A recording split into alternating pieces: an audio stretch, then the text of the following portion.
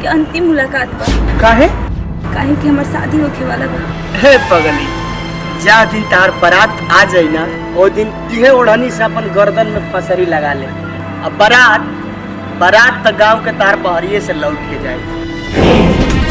हमर होता शादी भुला जाई हम, कबो मिले खातिर हमरा से जानी आई हम। ना ना ना हम आई। हमर होता शादी भुला जाई हम, कबो मिले खातिर हमरा से जानी आई हम। जान जाई सोभे जगह साई हो जाइए जानू, जान जाई सोभे जगह साई हो जाइए कि तोहरा ओढ़नी से फसरी लगाई बहो। बारात गाँव के बहरे से जाई कि तहरा दुआरे बजान देवे आई बहो। खाली उल्टा बोले लो। बारात गाँव के बहरे से जाई।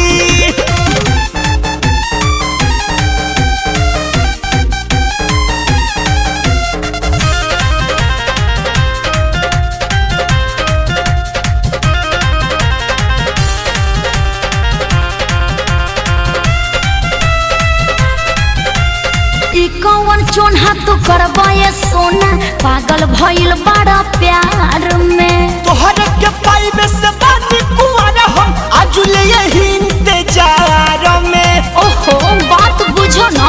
ना ना कौन चोन्हा तो करवाए सोना, पागल भइल बड़ा प्यार में। तोहर के पाइबे से बानी कुआरा हम आजुले यही इंतजार में।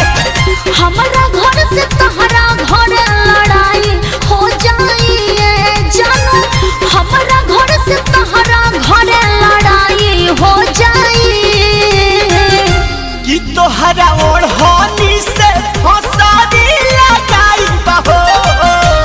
न जान बारात गाँव के बहरे से जाई कि तोहरा बाबू माई के जेल भेजवाई बहो। बारात गाँव के बहरे से जाई।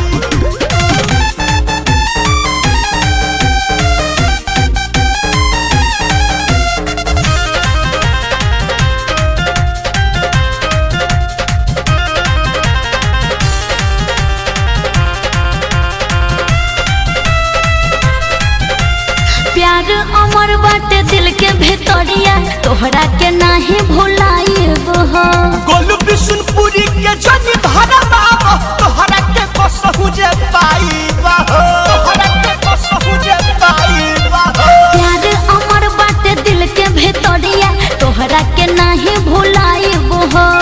गोलू बिशुनपुरी के जनी भरा बाबा, तोहरा के कसहु जे पाईबा हो।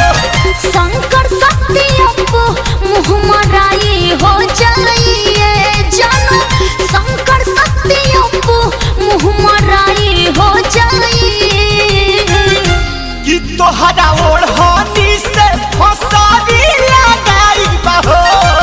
प्लीज बारात गाँव के बहरे से जाई कि तहरा बाबू माई